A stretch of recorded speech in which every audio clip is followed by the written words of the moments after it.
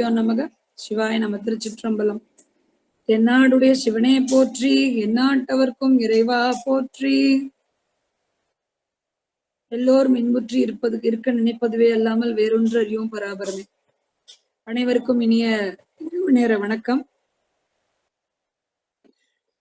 சேக்கிழார் பெருமான் அருளிய திருத்தொண்டர் புராணத்தை பெரிய புராணத்தின் வாயிலாக நாயன்மார்களின் வரலாறு என்னும் தலைப்பின் கீழ் வார வாரம் ஒவ்வொரு நாயன்மார்களினுடைய வாழ்வையும் அதனுடைய விளக்கங்களையும் பார்த்துட்டு வரோம்.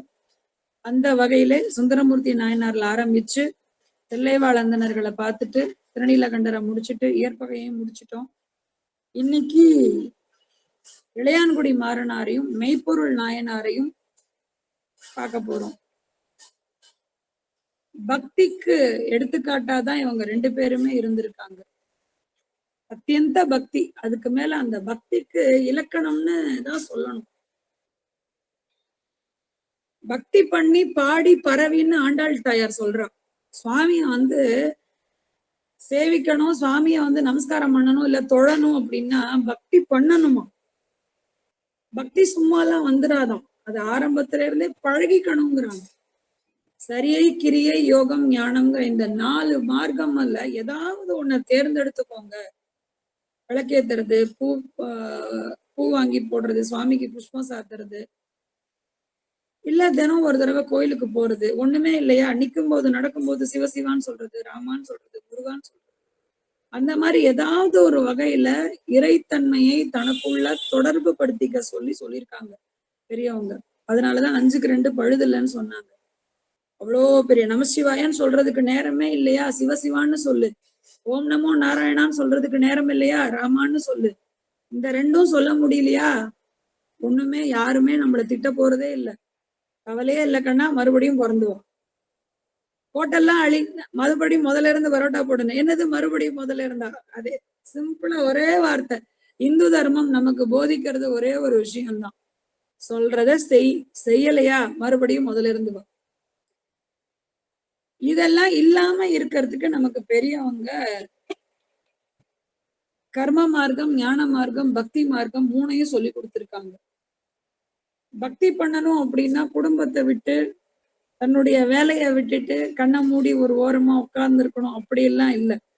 இப்போ நம்ம பாக்குற நாயன்மார்கள் அத்தனை பேரும் ஏதோ ஒரு விதத்தில் குடும்பத்துல இருந்துகிட்டு இல்லறமாவது நல்லறம்னு அதனாலதான் சொல்லி வச்சாங்க. குடும்பத்துல இருந்து கொண்டே முக்தியை பெற்றவர்கள் தான் இந்த வரிசையில வர்றவங்க எல்லாருமே. அந்த வகையில இளையான்குடிங்கிற ஊர்ல இருக்கிற வேளாளர் மரபுல வந்த மாறனார் அப்படிங்கிறவருடைய வாழ்க்கை வரலாறு இன்னைக்கு பார்க்கிறோம். மிகச்சிறந்த சிவபக்தர். குலம் குலமாகவே அவங்க சிவ வழிபாடு செய்து வந்த மரபினர். அந்த மரபில அவர் தோன்றினதுனால மிக அழகாக இயற்கையாகவே அவருக்கு சிவ வழிபாடுங்கிறது அவ்வளவு ஒரு கைவந்த கலையாக அமைஞ்சிருக்கு. அப்படிப்பட்ட சிவபெருமான் சிவ பக்தியோடு சிவபெருமானை தொழக்கூடிய பெரும் பேரை பெற்றவர். விவசாயத்தை தொழிலாக கொண்டவர். நல்ல செல்வ செழிப்பான ஒரு பரம்பரை. காசுக்கு பஞ்சம் இல்ல. நிலம் நீச்சுன்னு சொல்லுவாங்க தெரியுமா, ஆளு அம்பு நில நீச்சோட இருக்கிறவங்கன்னு சொல்லுவாங்க தெரியுமா, அந்த மாதிரி ஆளு அம்பு நில நீச்சோட இருக்கிறவர். மிக பெரும் செல்வந்தர், குணவானும் கூட. 2 விஷயம். காசு இருந்தா குணம் இருக்காதுமாங்க, குணம் இருந்தா காசு கையில இருக்காதுமாங்க. தர்மம் செய்யணும்னு நினைப்பாங்க, ஆனா தர்மம் செய்யற அளவுக்கு வருமானம் இருக்காது, எக்கச்சக்கமா இருக்கும். கீரின விரலுக்கு சுண்ணாம்பு கூட தடமாட்டாங்களாம். விரல் ஏதாவது கீரல் பட்டுட்டா அதுக்கு சுண்ணாம்பு தடவுனா காயம் ஆறுமாங்க. அந்த சுண்ணாம்பை கூட தடவ விட மாட்டாங்க. இந்த மாதிரி இல்லாம ஒரு மிகச்சிறந்த பண்பான சிவ குடும்பத்துல வந்தவர். எல்லாரையும் அப்படியேவா விட்டு வச்சிருப்பார். சுவாமிக்கு நான் விளையாட்டு தான் ரொம்ப பிடிக்குமே, எல்லாரும் அப்படியே ஸ்மூத்தா போயிட்டே இருந்தா ஒரு கிளைமேக்ஸ், ஒரு டேர்னிங் பாயிண்ட், ஒரு சஸ்பென்ஸ், ஒரு திகில், ஒரு த்ரில், இதெல்லாம் வேணும் இல்லையா? அப்படி இருந்தா தானே அவரோட டைரக்ஷன்ல அவர் எடுக்கிற படம் திரைப்படம் முழுமையா அவருக்கு ரொம்ப பிடிக்கும். மிக அழகாக நடந்து கொண்டிருக்கிற இந்த அவருடைய சுமூகமான வாழ்க்கை பாதையில நம்ம எம்பிரான் சிவபெருமான்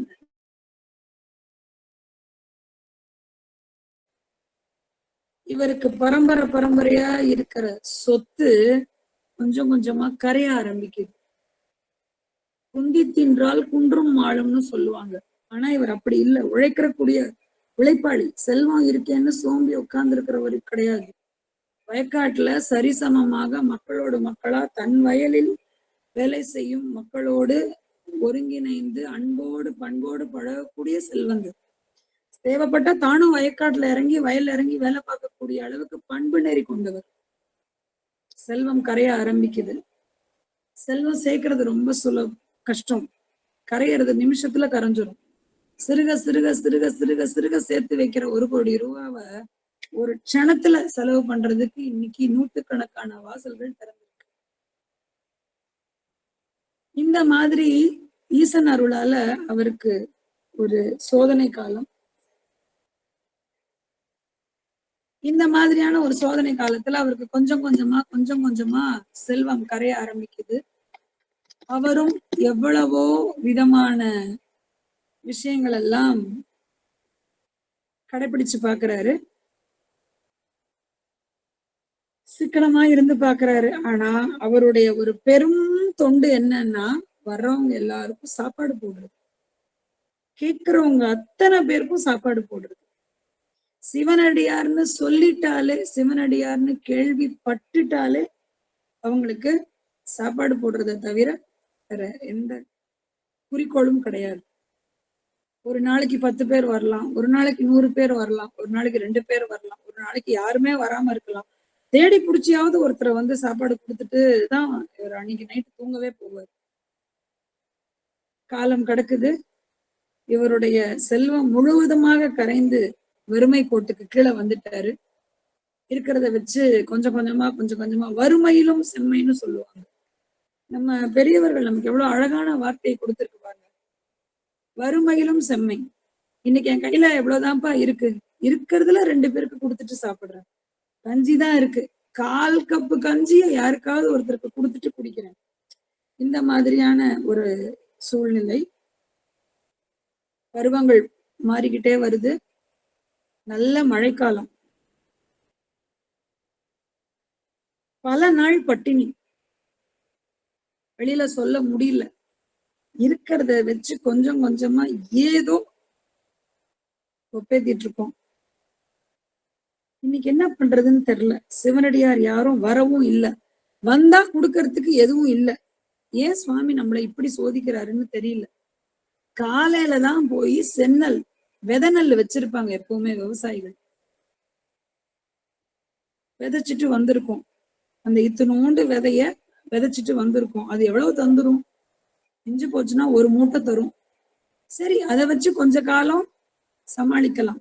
அதுக்குள்ள ஏதாவது ஒரு ஏற்பாடு பண்ணலாம். காலையில தான் போய் சென்னல்ல தூவிட்டு வந்தார். அன்று இரவு பலத்த மழை. நம்ம சுவாமிக்கு இந்த மாதிரி இடி மின்னலோட எல்லாம் வர்றதெல்லாம் ரொம்ப பிடிக்கும். இன்னைக்கு டைரக்டர் ஸ்டெச்ல ஒரு ஹீரோவை இன்ட்ரோடியூஸ் பண்ணும்போது நல்ல மழையில அப்படி ஹீரோவோட கால் மட்டும் அப்படி வெளியில வரும். பயங்கரமா மழை வரும். அந்த மழையில அப்படி முகத்தை காமிக்கிறது, மின்னலோட கண்ணை மட்டும் காமிக்கிறது, அதெல்லாம் எப்போ பாருங்க, சேக்கிழார் காலத்திலேயே அதெல்லாம் வந்துடுச்சு. இடி மழை மின்னலோட இருக்கும்போது சரி போதும், இதுக்கு மேல இங்க உட்கார வேண்டாம்னு சொல்லி கதவை தாழ் போட்டுட்டு கிட்டத்தட்ட நள்ளிரவுக்கு நெருங்குற நேரம், நள்ளிரவு பக்கத்துல வர்ற நேரம்க்கு கிளம்பும் போது யாரோ வாசல்ல கதவை தட்டுற சத்தம் கேக்குது. இந்நேரத்துல யாரா இருக்கும்னு சொல்லி போய் பாக்குறாரு. ஒரு சிவனடியார். முழுக்க தெப்பமா சொல்லுவோம்ல, மொத்தமா நனைஞ்சிட்டேன், தெப்பலாம் நனைஞ்சிட்டேன்பாங்க. சொட்ட சொட்ட ஈரம் சொட்ட சொட்ட வந்து நிக்கிறார். இவருக்கு என்ன செய்யறதுன்னு தெரியல. சுவாமி யார் நீங்க? ஒரு சிவனடியார். இந்த போற வழியில மழை பிடிச்சிருச்சு, எந்த பக்கம் போறதுன்னு தெரியல. சுத்தி முத்தி பார்த்தேன், உங்க வீடுதான் தெரிஞ்சது, அதனால நான் இங்க வந்துட்டேன். ரொம்ப பசியோட இருக்கேன். ரொம்ப சந்தோஷம் சுவாமி. உள்ள வாங்க. முதல்ல தலையை துவட்டிக்கிறதுக்கு, இந்த ஈரம் போகிறதுக்கு தலையை துவட்டிக்கோங்க. தனக்கிட்ட இருக்கிற ஒரு துண்டை எடுத்து கொடுத்தார். இருக்கிறது 2 ஜோடி வேஷ்டியோ 3 ஜோடி வேஷ்டியோ, ஒண்ணு கொடியில காஞ்சிட்டு இருக்கு, ஒண்ணு கட்டிக்கிட்டு இருக்கோம், ஒண்ணு பீரோல இருக்கு. சரி பரவாயில்ல, இன்னைக்கு பொழுதுக்கு கொடுப்போம், நாளைக்கு பாத்துக்கலாம், விடியும் போது பாத்துக்கலாம். வந்தவருக்கு ஒரு ஜோடி வேஷ்டியை கொடுத்துட்டு இதை கட்டிக்கோங்க. நடுராத்திரி ஆயிடுச்சு, கொஞ்சம் பொறுங்க, வீட்டம்மா கிட்ட சொல்லி அவங்களை எழுப்பி சாப்பாடு செஞ்சு உங்களுக்கு இப்படிங்கிறதுக்குள்ள உங்களுக்கு நான் பசி ஆடுறதுக்கு நான் ஏற்பாடு பண்றேன், கொஞ்சம் பொறுத்துக்கோங்க. அதனால பரவாயில்ல, அதெல்லாம் ஒண்ணும் பிரச்சனை இல்லை, நான் கொஞ்ச நேரம் இருக்கேன், நான் நல்லா மழையில நனைஞ்சிட்டு வந்திருக்கேன்ல, அதனால எனக்கு கொஞ்ச நேரம் ஓய்வு தேவை, நான் இப்படி ஒரு வாரமா ஓய்வு எடுத்துக்கிறேன், நீங்க எல்லாம் ரெடி ஆனதுக்கு அப்புறம் கூப்பிடுங்க. வீட்டம்மா எழுப்புறாரு. நம்ம ஊர்ல 12 மணிக்கு எழுப்பி, அதுவும் இந்த மாதிரி ஒரு வறுமையான ஒரு சூழ்நிலையில வந்தவங்க யாருக்காவது சாப்பாடு போடுன்னு சொன்னா உனக்கு சோறு போடுறதே பெருசு, இதுல பத்தாததுக்கு போறவங்க வரவங்க எல்லாம் வேற கூப்பிட்டு வச்சு சன்னியாசி மடம் மாதிரி நடு ராத்திரில எழுப்பி சோறு போடுன்னா ஒன்னதான் 2 போடணும்னு சொல்லி கரண்டி காம்பால ஆட்களை விழுக்கிறது தான் சகஜம். இன்றைய நிலை அதுதான். அந்த அம்மா மிகச்சிறந்த குணவதி, சிவபக்தியும் கூட. ரொம்ப சந்தோஷம். ஆனா இப்படி ஒரு வறுமை சூழ்நிலையில வந்திருக்காரு, என்ன பண்ணலாம், அது அப்புறம் யோசிப்போம். அவருக்கு சாப்பாடுக்கு இப்ப ஏதாவது ஒரு வழி பண்ணு, ஏதாவது ஒரு யோசனை சொல்லு, எல்லா நேரங்கள்லயும் நீதானே எனக்கு யோசனை சொல்லியிருக்க, இப்பவும் சொல்லு தாயேன்னு கேக்குறாரு. அந்த அம்மா சொல்லுது, காலையில தானே விதை நெல்ல விதைச்சிட்டு வந்தீங்க, போய் ஒரு கூடையில அந்த விதைச்ச நெல்ல எடுத்துட்டு வர முடியுமான்னு கேக்குது. சேரும் சகதியுமா குழம்பி போயிருக்குமே, ஏற்கனவே ஈரத்துலதான் கொஞ்சம் ஒரு மாதிரி கொஞ்சம் ஈரமா டம்புன்னு சொல்லுவாங்க, ஈரம் காஞ்சும் விதைக்கும் போது ஒரு ஈரத்தோட இருக்கும் போதுதான் விதை நெல்ல விதைச்சிட்டு வருவாங்க. அத போய் எடுத்துட்டு வர சொல்றியே, பரவாயில்ல எடுத்துட்டு வாங்க. விதை நெல்ல யாருமே சமைக்க மாட்டாங்க. வேளாளர் குலத்துல விதை நெல்ல அவங்களுக்கு சாமி மாதிரி. விதை நெல்ல எக்காரணத்து உயிரே போனாலும் விதை நெல்ல தான் சாப்பிட மாட்டாங்க. ஏன்னா அது ஊருக்கு சாப்பாடு போடுறதுக்காக வச்சிருக்கிற விதை நெல், அதனால அதை அவங்க தொடவே மாட்டாங்க. பரவாயில்ல, சிவனடியாருக்கு மிஞ்சி எதுவுமே இல்லை. நீங்க போய் அந்த விதை நெல்ல எடுத்துக்கிட்டு வாங்க, மண்ணோட மண்ணா கலந்துருக்குமே, பரவாயில்ல எப்படியாவது எடுத்துட்டு வாங்க. ஒரு விதத்துல இவருக்கு சந்தோஷம். சரி, சாப்பாடுக்கு ஏதோ ஒரு வழியாவது ஐடியாவாவது கிடைச்சிருச்சுல்ல, நான் போய் எடுத்துட்டு வரேன்னு சொல்லி கூட எடுத்து தலையில வச்சுட்டு, இருட்டு, ஆனா நடந்து நடந்து பழக்கப்பட்ட பாதையினால கால் தானா நடக்குது. தன்னோட வயக்காட்டுக்கு போய் கிடைச்ச விஷயங்களை, கிடைச்ச நெல்களை சேகரம் பண்ணி சகதியும் சேருமா இருக்கிற அது அப்படியே அந்த மண்ணோட எவ்வளவு எடுக்க முடியுமோ எடுத்து கூடையில போட்டு வீட்டுக்கு கொண்டு வர. கொண்டு வந்தோன்னா அந்த அம்மாவுக்கு ரொம்ப சந்தோஷம். அப்படி இப்படிமா ஒரு 1/4 படி தேறி இருக்குங்க. ரொம்ப சந்தோஷம். வேக வேகமா கிணத்துல தண்ணி இறைச்சி அதை அலசி, கொட்டுற மழையில கூட பாருங்களேன், அதை அலசி, சரி அரிசி வந்துருச்சு, நெல்லு வந்துருச்சு, சமைக்கணுமே, விறகு இல்லையே, மழையில நனைஞ்சிருச்சு மொத்த விறகும், என்ன பண்ணலாம், சுத்தி முத்தியும் பாக்குறாரு. இரு, வரிச்ச இந்த குச்சின்னு சொல்லுவாங்க, வரிச்சு கொம்புன்னு சொல்லுவாங்க, கூரை மேல போடுற கொம்பு, அதுதான் ஆதாரம். அதை உருவனா கூரை விழுந்துரும், கூரை விழுந்துட்டா மரம், மழை நட்ட நடுவுல வீட்டுல கொட்டும், நடு வீட்டுல மழை கொட்டும், முன்பக்கம் இருக்கிற தாழ்வா இப்படி வரும் இல்லையா வீட்டுக்கு முன்பக்கம், அங்க அந்த இடத்துல இருக்கிற வரிச்சு கொம்ப அந்த கதிர இருக்கிற அருவாளால ஒரே போடா போட்டு அதுல இருந்து 2 கம்பை உருவி விறகு ரெடி பண்ணிட்டாரு, விறகு தயார் பண்ணிட்டாரு.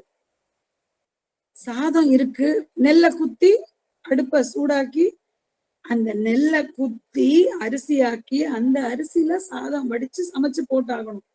இன்னைக்கு இண்டக்ஷன் வந்துடுச்சு, ப்ரெஷர் குக்கர் வந்துடுச்சு, எலக்ட்ரிக் குக்கர் வந்துடுச்சு, எல்லாத்துக்கும் மேல ஸ்விக்கி வந்துருச்சு. ஆனாலும் இன்னைக்கு சமையல் பெரும் சிக்கலா இருக்கு எல்லாருக்கும்.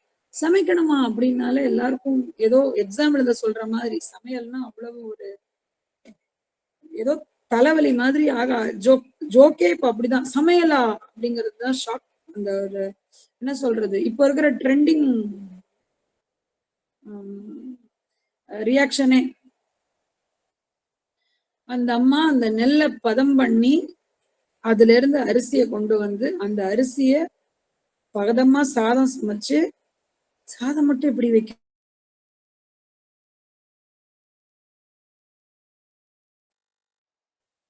காய் வேணும். தோட்டத்துல ஏதாவது இருக்கான்னு பாருங்க. எம்மா கொட்டுற மழையில நான் என்னம்மா பண்ணுங்க பாருங்க, ஏதாவது இருக்கும் பாருங்க. சரி பாக்குறேன், காலையில தானே பார்த்தோம், ஓரமா கீரை முளைச்சிருக்கு பள்ளத்துல, அங்க இங்க இடுக்குல கொடியில தடவி பாக்குறாரு, பூசணிக்காய் பரங்கிக்காய் எல்லாம் பிஞ்சு விட்டுருக்கான். அட இது போதுமே, அந்த சிவனடியாருக்கு அமுது படைக்கிறதுக்கு இது போதுமேன்னு சொல்லி அந்த இருட்டுல தட்டி தடவி கீரை, ஒரு சில கொடியில விளையிற காய்கறிகள் இதெல்லாம் கையில கிடைக்கிறத பறிச்சுட்டு வந்து கொடுத்தோம்னா அந்த அம்மாவுக்கு அவ்வளவு சந்தோஷமா எத்தனை வகையா செய்ய முடியுமோ அத்தனை வகையா செஞ்சாங்களாம். அதுலயே கொஞ்சம் உப்பு காரம் போட்டு, இல்ல உப்பு மட்டும் போட்டு, இல்ல குழம்பாவோ கூட்டாகவோ நம்ம கற்பனை பண்ணிக்கலாம். எத்தனை வகையான காய்கறிகளோடு அமுது பரிமாற முடியுமோ அத்தனை வகையான அமுத சரி பண்ணாங்க, தயார் பண்ணி வச்சாங்க. தயார் பண்ணி வச்சுட்டு இப்ப போய் கூப்பிடுறாரு, அந்த சிவனடியாரை எழுப்புறாரு. நல்ல தூக்கம் சிவனடியாருக்கு, மழையில நனைஞ்சிட்டு வந்துட்டார் இல்லையா, நல்ல தூக்கம். சுவாமி கொஞ்சம் எந்திரிங்க. சிவனடியாரா இருக்கிறதுனால அசந்து தூங்குறின் போது எழுப்புறது தப்பு, ஆனாலும் பசியோட தூங்குறது இன்னும் பெரிய தப்பு. அதனால உங்களை நான் எழுப்புற சூழ்நிலை, எந்திரிச்சுக்கோங்க, உணவு இருந்த வாங்க, எப்படியோ சமாளிச்சு உங்களுக்காக உணவு தயார் பண்ணிட்டு வாங்கன்னு சொல்லி கூப்பிடுறாரு. சூடா இலையில சாதம் வச்சு காய்கறி எல்லாம் வச்சு பரிமாறும் போது சாப்பிட உட்கார்ந்த இடத்துல ஒரு ஜோதி பிழம்புதான் தெரியுது. இவங்களுக்கு என்ன நடக்குதுன்னே புரியல. சாப்பிட உட்கார்ந்த இடத்துல என்ன ஆச்சுன்னு யோசிக்கிறாங்க. இல்ல வந்தவர் எப்படி இப்படி மாயமா மறைஞ்சாருன்னு திகச்சு போய் நிக்கிறாங்க. ஒளி பிளம்புல ரிஷப வாகனத்துல சுவாமியும் அம்பாளும் காட்சி கொடுக்குறாங்க. உன்னை நான் சோதிச்சுதான் பார்த்தேன், நீ அந்த சோதனையில வெற்றி கண்டுட்டேன்னு சொன்னாராம் சுவாமி. இப்படிதான் இருக்கணும், எந்த நிலையிலையும் நீ பெறலாம இருப்பியான்னு கண்டுபிடிக்கிறதுக்கு தான் உனக்கு நான் செல்வத்தெல்லாம் குறைச்சேன். விதை நெல்ல மட்டும்தான் நீ வச்சிருக்கன்னு தெரிஞ்சுதான் நான் இன்னைக்குன்னு பார்த்து உன்கிட்டக்க வந்தேன். விதை நெல்ல யாருமே சமைக்க மாட்டாங்க, ஆனா ஒரு சிவனடியார் பசியோட இருக்கக்கூடாதுங்கிறதுக்காக நீ அதையும் செய்ய துணிஞ்சிட்ட. வீட்டு கூரைய கம்ப உருவுனா உன் கூரை பொத்து விழுந்துடும், கூரை கீழே விழுந்துட்டா மழை தண்ணி உள்ள வந்துரும்னு தெரிஞ்சும் அதை பத்தி யோசிக்காம கூரை வரிச்சு கொம்ப உருவி சமையலுக்கு அதை விறகாக்கிட்ட. இந்த நள்ளிரவுல இந்த கொற்ற மழையில யாருமே தோட்டத்துல என்ன காய்கறி இருக்குலாம் போய் பார்க்க மாட்டாங்க, ஆனா நீ எனக்கு அமுது படைக்கணுங்கிறதுக்காக போய் செஞ்சிருக்க. இந்த பக்திக்கு உனக்கு மிகச்சிறந்த பாக்கியத்தை நான் கொடுக்குறேன் அப்படின்னு சொல்லி என்றைக்கும் நீங்க 2 பேரும் தம்பதியா கைலாய வாசம், நித்திய கைலாய வாசம் இருப்பீங்கன்னு சொல்லி ஆசீர்வாதம் பண்ணி மறையறார். அதே மாதிரி அவங்களுக்கும் நித்திய கைலாய வாசம் கிடைக்கிறது. தம்பதியரா சிவபூஜை பண்ணணும். அவங்களுக்கு கைலாயத்துல என்ன வேலை இருக்கும்னு நினைக்கிறீங்க? சதா சர்வ காலமும் தம்பதி சமேதராக சிவாய நம சொல்லியோ பஞ்சாட்சரம் சொல்லியோ சுவாமிய நேருக்கு நேரா பூஜை பண்றது எப்பேற்பட்ட பாக்கியம். இதுல என்னங்க இருக்கு, இதெல்லாம் ஒரு பெரிய விஷயமா, இதெல்லாம் ஒரு கதைன்னு சொல்ல வந்துட்டீங்களே, என்னங்க பண்ண முடியாதா, இதெல்லாம் யாராலையும் பண்ண முடியாதா? பண்ணலாம், ஆனா இன்னொரு இளையான்குடி மாறனார் உருவாகலையே. இருக்காங்க அங்க எங்க நல்லவங்க எல்லாரும் இருக்காங்க. அதனாலதான் சுந்தரர் பெருமான் சொல்றார், இளையான்றன் குடிமாறன் அடியார்க்கும் அடியேன். எப்பெல்லாம் அவர் அடியார்க்கும் அடியேன் சொல்றாரோ அப்பெல்லாம் அவரை மாதிரி இன்னும் பல அடியார்கள் வரலாம்னு அர்த்தம். இந்த மாதிரியான சூழ்நிலைகளை இன்னும் பல பேருக்கு உருவாக்கும் போது அவர்கள் அந்த பண்பில் சிறந்து விளங்கினால் நிச்சயமாக இளையான்குடி மாறனார் மாதிரி இன்னொரு நாயனாரும் வரிசையில் இடம்பெற நம்மளுடைய தர்மத்தில் இடம் உள்ளதுன்னு அர்த்தம். ஒரு சில விஷயங்களை நம்ம வெளிப்படையாதான் பேசி யோசிச்சு பார்க்கணும். இன்னைக்கு இருக்கிற காலகட்டத்துல ஒருத்தவங்க வீட்டுக்கு வந்திருக்காங்க, இன்னும் எவ்வளவு நேரம் இருப்பாங்க, இவங்களுக்கு காஃபி கொடுத்துட்டு அனுப்பலாமா, காஃபி மட்டும் போதுமா, ஜூஸ் ஏதாவது கொடுக்கணுமா, காஃபி குடிச்சதுக்கு அப்புறமும் இவ்வளவு நேரம் பேசிக்கிட்டே இருக்காங்களே, இவங்க எப்ப கிளம்பி போவாங்க, டிஃபன் பண்ற நேரம் ஆயிடுச்சு, ஒருவேளை டிஃபன் இவங்களையும் சாப்பிடுறீங்களான்னு கேட்கணுமா அப்படின்னு கேட்போமா. இவ்வளவு யோசனை போகுது. இதெல்லாம் யதார்த்தங்க, நான் மிகைப்படுத்தி எல்லாம் சொல்லல. வர்றவங்க கொஞ்ச நேரம் பேசிட்டே இருந்தா இதெல்லாம் நமக்கு மண்டையில ஓடுது. ஏன்னா எல்லாருடைய பொருளாதாரமும் வீட்டு சூழ்நிலையும் அப்படி இருக்கு. நம்மளுக்கே இன்னைக்கு கொஞ்சம் தான் ஏதோ மாவு இருக்கு, இருக்கிற மாவை வச்சு அட்ஜஸ்ட் பண்ணலாம்னு இருக்கும். இவங்க வேற வந்து உட்கார்ந்துருக்காங்க, இப்ப நம்ம என்ன பண்றதுங்கிற யோசனை எல்லார் வீட்லயும் இருக்கு. அதெல்லாம் விட வந்தவங்களை வாசல் வரைக்கும் அனுப்புறதெல்லாம் அந்த காலம். கிளம்புறீங்களா, சரிங்க, போகும்போது கேட் அப்படியே மூடிட்டு போயிடுங்க. இங்கெல்லாம் அது ரொம்ப ரொம்ப காமன். ஏன்னா நாய் உள்ள வந்துரும் பாருங்க திறந்திருந்தா. அப்ப அவர் என்ன நினைச்சிருப்பாரு யோசிச்சு பாருங்க. வந்தவர் யாரு சொல்றாங்க, இல்லங்க கேட்டு திறந்துட்டா திருநாயெல்லாம் உள்ள வந்துருது இல்ல, அதுல ஒரு கண்ட நாயும் அதுல வார்த்தையை சேர்த்துப்பாங்க. அந்த வார்த்தையெல்லாம் இங்க ரொம்ப புழக்கத்துல ரொம்ப காமனா இருக்கு, அதனால சொல்றேன். காம்பவுண்ட் கேட் அப்படியே மூடிட்டு போயிருங்க. அபார்ட்மெண்ட் குள்ள நுழைஞ்சா அது ஒரு பழக்கம். வாசல் வரைக்கும் வந்து அனுப்புறதெல்லாம் அந்த அளவுக்கு வெல்விஷரா குட் புக்ஸ் சொல்லுவாங்கல்ல, அப்படியே அவங்க வாசல் வரைக்கும் அனுப்புற அளவுக்கு அவங்களுக்கு அந்த அளவுக்கு நட்பு இருந்தால் மட்டும்தான் வாசல் வரைக்கும். மத்தபடி யாரா இருந்தாலும் போயிட்டு வாங்க, கேட் அப்படியே மூடிட்டு போங்க, அவ்வளவுதான். இன்னைக்கு இருக்கிற காலகட்டத்துல இப்படியாகப்பட்ட இளையான்குடி மாறனாரினுடைய கதை நம்ம அத்தனை பேரும் தெரிஞ்சுக்கிறதுக்கு ஒரு மிகப்பெரிய நுழைவாயில் தான் இந்த நாயன்மார்களின் வரலாறு. இப்படி எல்லாம் கூட மனிதர்கள் இருக்காங்க. வெறும் சாப்பாடு போட்டுட்டா போதுமா, வெறும் சாப்பாடு போட்டுட்டா கைலாய பதவி கிடைச்சிருமா? இல்லைங்க, உயிரை கொடுத்தெல்லாம் கைலாய பதவி அடைஞ்சவங்க இருக்காங்க. சிவபெருமானுக்காக எதை வேணாலும் தருவேன், எதை வேணாலும் தருவியா, தருவேன், சொத்து தருவேன், சுகம் தருவேன், வீடு தருவேன், காரு தருவேன், பங்களா தருவேன், உயிர் தருவேன். அந்த தருவேன்னு சொல்றதுக்கு எவ்வளவு வேகமா பதில் எத்தனை பேர்கிட்ட வரும்? அது இருந்தா தானே நான் மத்ததெல்லாம் தர முடியும். இப்ப கொஞ்சம் பேரு தரலாமே அப்படி யோசிக்கிறவங்க கொஞ்சம் பேரு. அதனால யோசிச்சிருந்தா அவருடைய வரலாறு எப்படி இருக்குங்கிறது நம்ம அடுத்து பார்க்க போறோம். மெய்ப்பொருள் நாயனார் சேது நாடு, அப்ப நிறைய நாடுகளா பிரிஞ்சிருந்தது இல்லையா தமிழகம். சேது நாட்டுல திருக்கோவிலூர் வேற, இது திருக்கோவலூர். இந்த திருக்கோவலூர்ல மலாடர் பரம்பரைன்னு ஒரு பரம்பரை. அவங்க வந்து அறமிக்க மரபு. அவங்க வந்து அந்த மறவர்கள்னு சொல்லுவாங்க. மறவர்கள் எல்லாருமே போர்த்திறன்ல மிகச்சிறந்த வீரர்களா இருப்பாங்க. மறவர் நாடுன்னே உண்டு. மறவர்கள் வாழ்ந்த மறவன் இருந்ததுதான் அந்த மறவர்னு சொல்லி வந்த நிறைய இன்னைக்கு கூட மறவ நாடு இருக்கு. இந்த மறவர் பரம்பரையில வந்தவர்கள் தான் மழுவர்கள், பழுவேட்டரையர்கள்லாம் மறவர் பரம்பரை தான். இந்த மறவர்கள் சிற்றரசர்களாக இருப்பார்கள். சின்ன சின்ன சின்ன ராஜ்யத்துக்கு அவங்கதான் முழு பொறுப்பா இருப்பாங்க. இந்த மறவர்களை வச்சுதான் பெரிய சாம்ராஜ்யமும் ஏதோ ஒண்ணு குறுநில மன்னர்கள் மாதிரி இருக்கக்கூடிய இவங்க கொடுக்கிற ஆதரவுலையும் தெம்புலையும் தான் ஒரு நல்ல ஒரு சாம்ராஜ்யம், மிகப்பெரிய சாம்ராஜ்யம் சுபிட்சமா இருக்கும். சோழ தேசத்துக்கு ராஜராஜ சோழனுடைய வெற்றிக்கு 90% காரணம் மறவர்கள் கூட இருந்ததுதான்.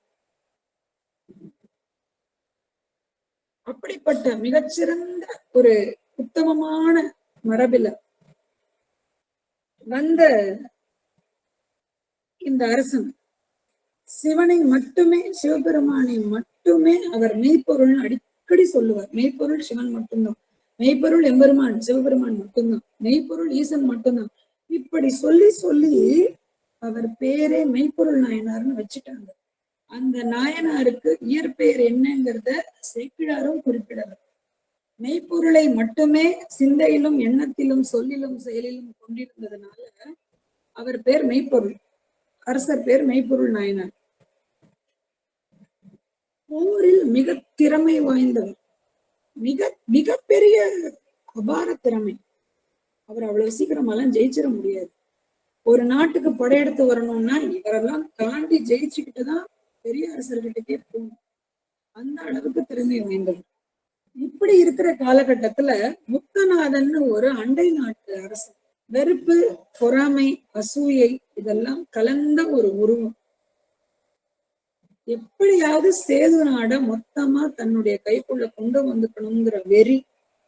எந்த நேரமும் போர் நிரம்ப இருக்கக்கூடிய ஒரு மனிதன் முத்தநாதன் அவர் பேரு. அடிக்கடி படையெடுத்து வரக்கூடிய குணம் கொண்ட அதாவது நீ நிம்மதியா இருக்கக்கூடாது. நான் தோக்குறேன் ஜெயிக்கிறேங்கிறது இல்ல பிரச்சனை, நிம்மதியா மட்டும் இருந்துடவே கூடாது. இப்படியாக ஒரு காலகட்டத்துல முத்தநாதனுக்கு ஒரு சூழ்ச்சியான ஒரு ஆலோசனை வழங்கப்படுது. எங்கேயுமே இந்த மாதிரி ஐடியா கொடுக்கறதுக்குலாம் 4 பேர் இருப்பாங்க. நல்லதுக்கு ஐடியா கொடுக்கறதுக்கு எத்தனை பேர் இருக்காங்களோ தெரியாது, கவுத்து விடுறதுக்கு நிறைய பேர் இருப்பாங்க. அவரை சூழ்ச்சியாலதான் வெல்லலாம், அவரை வெல்வது அவ்வளவு சுலபமாக இல்லை. அவருக்கு எது பிடிக்கும்?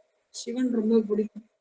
அப்போ அவருடைய சிவபக்தியை கொண்டே அவரை நீங்கள் வெல்லலாம் அப்படின்னு சொல்லி அவருக்கு ஐடியா கொடுக்குறாங்க. அந்த எண்ணம் படி இவர் என்ன பண்றாரு, முத்தநாதன் யாருக்கும் தெரியாம தன்னுடைய உருவ அடையாளத்தை மொத்தமாக மாற்றிக்கொண்டு திருக்கோவலூருங்கிற ஊருக்கு வந்து சேர்றாரு.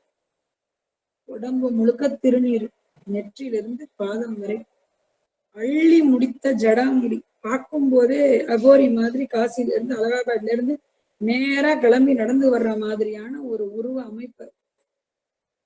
வாயில போலியா ஒரு நமச்சிவாய நாமம், கையில ஒரு பெரிய பை, அந்த பையில வெறும் ஓலைச்சுவடி, ஏட்டு இது புத்தகம் அப்படிங்கிற மாதிரியான நிறைய விஷயங்கள். அதுல ஒரு ஓலைச்சுவடி ரொம்ப பெருசு, ரொம்ப தடிமனா இருக்கு. என்னன்னு பார்த்தா நடுவுல மறைத்து வைக்கப்பட்ட உடை வாழ் சொருகிறதுக்கு. இந்த மாதிரியான முன்னேற்பாடான விஷயங்களோட முத்தநாதன் இந்த ஊருக்கு வர்றார். பார்க்கும் போதே சிவப்பழமாக காட்சி தரும் இந்த முத்தநாதனை காவலர்கள் அவங்களுக்கு தெரியாது இல்லையா? ஏன்னா சிவனடியார்கள் எப்போ வந்தாலும் உடனடியாக அரண்மனைக்குள்ள விடணுங்கிறது மன்னர் உத்தரவு. சிவனடியார்களுக்கு எந்த இடர்பாடும் வரக்கூடாது, அவர்கள் நம்மளுடைய ஆட்சியில மனநிறைவோடு இருக்கணுங்கிறது மன்னர் உத்தரவு. அதனால ஒரு சிவனடியார் உருவத்துல வந்த முத்தநாதனை மகிழ்வோடு வரவேற்று காவலர்கள் உள்ள அனுப்புறாங்க. உள்ள அனுப்பிட்டாங்க. இப்ப அரண்மனைக்குள்ள உள்ள நுழைஞ்ச முத்தநாதன் மன்னர் இருக்கும் இடத்துக்கு வர்றதுக்காக வந்துட்டு இருக்கும் போது மன்னரினுடைய அறைக்கு வாசல்ல தத்தன் என்கிற காவலாளி,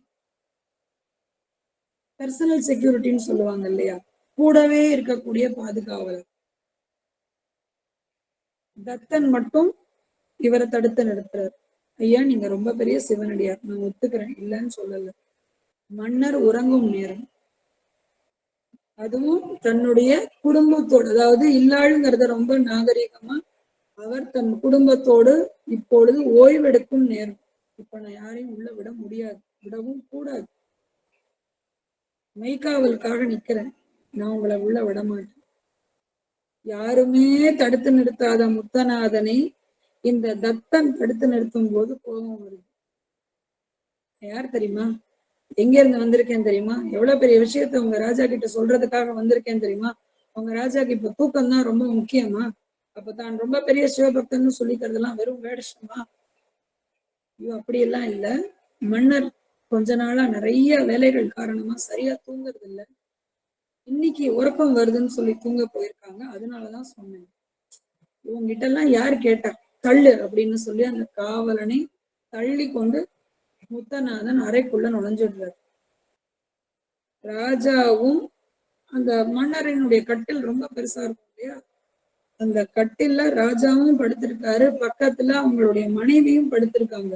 அந்த மாதிரி இருக்கும்போது பொதுவாக யாரும் நுழையவே மாட்டாங்க. சிவனடியார்களுக்கு இல்லறம் பற்றிய தர்மம் தெரியும். ஆனா வந்திருக்கிறது அவன் இல்லையா? உள்ள நுழையும் போது யாரோ ஒரு அந்நிய ஆண் வந்துட்டா பொதுவா ஆம்பளைங்களுக்கு தூக்கத்துல யாரு உள்ள வந்தாலும், ஆனா பெண்களுக்கு ஒரு சின்ன சத்தம் கேட்டாலும் எழுந்திருச்சிருவாங்க. அது எவ்வளவு பெரிய விஷயமோ இல்ல, ஒரு சின்ன அசைவு. பெரும்பாலும் அந்த தாய்மைங்கிறதுக்கு உண்டான வார்த்தை கூட அதுதான். குழந்தை அழும்போது, குழந்தை சினுங்கும் போது லேசான அசைவுல தாய் எழுந்திருச்சிருவா. கதற கதற கழுதாலும் கண்ணீர் விட்டு கதறினாலும் இந்த அப்பாக்கள் எல்லாம் சத்தியமா சான்ஸே இல்லை. பாட்டெல்லாம் பாடலாம், தெய்வங்கள் எல்லாம் தந்தையை போல, அதெல்லாம் அதெல்லாம் நான் இல்லைன்னு சொல்லல. ஆனா தன் அம்மான்னு வரும்போது ஒரு சின்ன அசைவு ரூம்ல, தான் படுத்திருக்கிற அறையில லேசா ஏதோ ஒண்ணு கூட டக்குனு கண்ணை முழிக்கிறது பெண்ணுதான். கண்ணை திறந்து பாக்குறா இன்னொரு ஆடவன், அதுவும் ஒரு சிவனடியார் வேடத்துல, மன்னருக்கு பக்கத்துல. ஒரு யாருக்கா இருந்தாலும் அந்நிய ஆடவன் ரூம்குள்ள வரும்போது மனசு பதைக்கும். மன்னர் எழுப்புறாங்க, இங்க பாருங்க யாரோ வந்து நிக்கிறாங்க, அதுவும் சிவனடியார் கோலத்துல. மன்னர் துள்ளி குதிச்சு எந்திரிக்கிறாரு, நமஸ்காரம் பண்றாரு. ஐயோ சுவாமி மன்னிச்சுக்கோங்க, என்ன உலகத்துல இருக்கிறதுலயே பெரிய விஷயத்த உனக்கு சொல்லலாம்னு வந்தா நீ இப்படி தூங்கிட்டு இருக்கேன், ஐயோ மன்னிச்சுக்கோங்க, எனக்கு தெரியாது, நீங்க யாருன்னு தெரியாது, நான் இருக்கிறதுலே பெரிய சிவனடியார், எனக்கு தெரியாததே எதுவும் இல்லை. அப்படியா, ரொம்ப சந்தோஷம், நான் ரொம்ப தூரத்துல இருந்து வரேன், ஆக இன்னும் சந்தோஷம், உனக்கு ஒரு ரொம்ப பெரிய சிவ ரகசியத்தை சொல்றதுக்காக வந்திருக்கேன், அதற்குண்டான நூலை தான் நான் எடுத்துட்டு வந்திருக்கேன், என்ன உள்ளே விட மாட்டேன்ட்டான். எங்க இருந்து பிடிச்ச அந்த செக்யூரிட்டிய அவன் பாரு, ரொம்ப மோசமா, நான் தான் அப்புறம் உள்ள வந்தேன், உனக்கு சொல்லணுங்கிறதுக்காக தான் உள்ள வந்தேன். ஐயோ ரொம்ப சந்தோஷங்க, நான் தத்தனை கண்டிச்சு வைக்கிறேன், உட்காருங்க அப்படின்னு. நம்ம 2 பேரும் மட்டும்தான் பேசணும், பெண்கள் எல்லாம் இருக்கவே கூடாது, ஏன்னா இருக்கிறதுலயே மிக உயர்ந்த ரகசியமான சிவ ரகசியத்தை சிவாகமத்தின் வாயிலாக உனக்கு சொல்ல போறேன், அதனால பெண்கள் எல்லாம் இங்க இருக்கக்கூடாது, அவங்களெல்லாம் அனுப்பிச்சிருங்க. மன்னர் சிவனடியார்னு சும்மாவே சிவான்னு சொன்னாலே அவர் மயங்கிடுவாரு. சிவனடியார் வாயில இருந்து எவ்வளவு பெரிய வார்த்தை வரும்போது, அதுவும் உலகத்திலேயே பெரிய சிவ ரகசியத்தை உனக்கு போதிக்க போறேன், உன் பக்தியை மெச்சு சிவாகமத்தை உனக்கு சொல்லிக் கொடுக்க போறேன்னு சொல்லும்போது நம்பி மனைவி அனுப்பிச்சுட்டு தான் மட்டும் உட்கார்றாரு. எடுத்த உடனே ஆக்ஷன்ல இறங்கக்கூடாது இல்ல, நம்பிக்கை வேணும் இல்லையா, பயந்துடக்கூடாது இல்லையா, அதனால அந்த ஏட்டுக்கட்டெல்லாம் பிரிச்சு தனக்கு தெரிஞ்சது எல்லாத்தையும் சொல்றேன்னு ஏதோ கொஞ்ச நேரம் உட்காந்துட்டு, எனக்கு பாத பூஜை பண்ணு, அப்பதான் நான் பண்ணுவேன், உனக்கு சொல்லுவேன் சொல்லும்போது சரின்னு சொல்லி அங்க இருக்கிற தாம்பாளத்துல தண்ணீரை எடுத்து பாதத்தை கழுவி குனிஞ்சு நமஸ்காரம் பண்ண குனியும் போது தன்னுடைய உடைவாளை மறுத்து வைக்கும் ஏட்டுக்கட்டுல இருந்து பிரிச்சு முதுகுல எத்தனை தடவை குத்த முடியுமோ அத்தனை தடவை அதன் குத்திடுறான். மன்னர் குற்றுயிரும் குலையுயிருமாக கிடக்கிறார். சத்தம் கேட்டு தத்தன் உள்ள வரும்.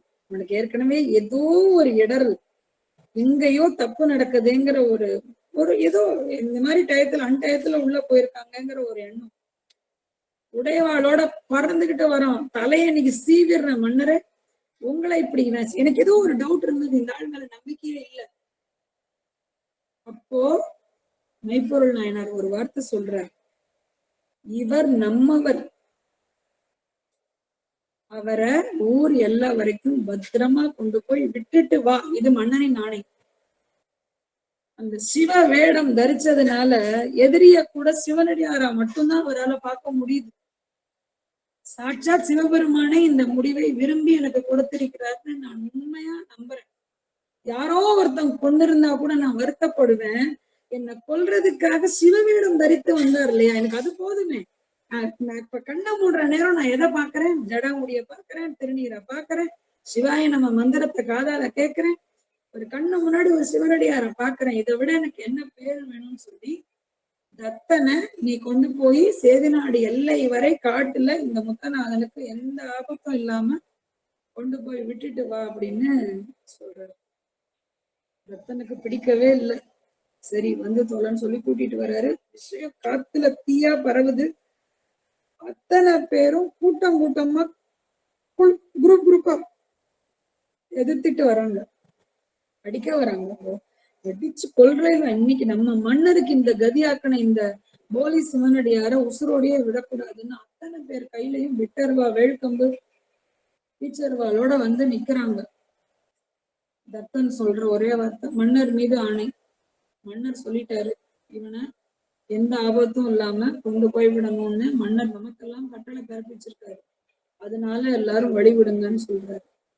எல்லாருக்கும் மனசே இல்ல, வேதனையோட வலியோட வழி விடுறாங்க எல்லாரும்.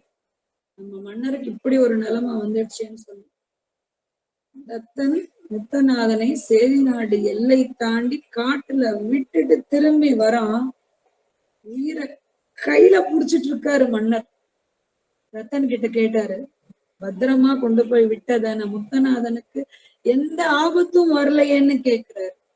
இது எத்தனை பேருக்கு சாத்தியம்னு தெரியல. இது இந்த காலத்துல இதெல்லாம் சாத்தியமா அப்படின்னா இந்த காலத்துக்கு இவ்வளவு தூரம் ஒத்து வருமான்னு தெரியாது. ஆனா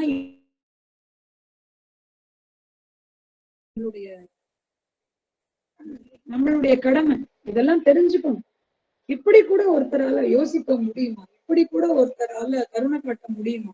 சிவம்ங்கிற ஒரே ஒரு ஒற்றை சொல் அந்த ஒரு ரூபத்துக்காக, அந்த ஒரு ஜடாமுடி தரித்த ஒரு சிவனடியாருக்காக, அது போலி சிவனடியார்னு தெரிஞ்சும் கூட தன்னுடைய உயிரை தன்னுடைய மனைவியை கூப்பிட்டு சொல்றாராம். அப்போ ஒரு வார்த்தை சொல்றாரு. தத்தனை முன்னாடி வச்சுக்கிட்டு மனைவி, அமைச்சர், மந்திரிகள், சேனாதிபதிகள் அத்தனை பேரையும் கூப்பிட்டு, தளபதிகளையும் கூப்பிட்டு ஒரு அரசாணை வெளியிடுறாரு. என்னன்னு, எக்காரணத்தில் கொண்டும் நம்மளுடைய நாட்டில் சிவ வழிபாடு, சிவ பூஜை, சிவனடியார்களுக்கு நாம் செய்யும் தொண்டு நிற்கவே கூடாது. இந்த சிவனடியார் மேல வெறுப்ப காமிக்கிற மாதிரி வேற யாரையும் சந்தேகப்பட்டு வெறுத்துடக்கூடாது. எப்பவும் போல எல்லார் வீட்லயும் சிவ பூஜை நடக்கணும், சிவ தொண்டு நடக்கணும். சிவனடியார்களுக்கு எந்த குறையும் இல்லாமல் அவங்களுக்கு உண்டான கைங்கரியங்களை செய்யணும். அவங்களுக்கு அமுது சேவிக்கிறதோ, ஆடை வழங்குறதோ, அவங்களுடைய சௌகரியங்களை கவனிக்கிறதோ இதெல்லாம் செய்யணும். இது அரசனுடைய ஆணை. இதை நீ என் இடத்துல இருந்து செய்யணும்னு மனைவிக்கு கட்டளை இடுறாரு. கட்டளை இட்டுட்டு நமச்சிவாய மந்திரத்தை சொல்லி அந்த உயிர் பிரியற நேரம் தில்லை நடராஜரை நினைச்சு கண்ணுல தார தாரையா தண்ணி வருது. அந்த நேரத்துல அவருக்கு கேட்டதை கேட்டவண்ணும் கொடுக்கும் எம்பிரான் எம்பெருமான் நடராஜராகவே காட்சி கொடுத்து தன்னுடைய திருவடி தீட்சை கொடுக்கிறார். நீ எவ்வளவு பெரிய தியாகத்தை பண்ணிருக்க தெரியுமா? ஒரு சிவனடியார் வேடம் போட்டுட்டு வந்த ஒருத்தனுக்கு எவ்வளவு பெரிய மன்னிப்பையும் கருணையும் கொடுத்திருக்க. நித்தியமா என் கைலாயத்துல என் கூட இருந்து எனக்காக பூஜை பண்ணு.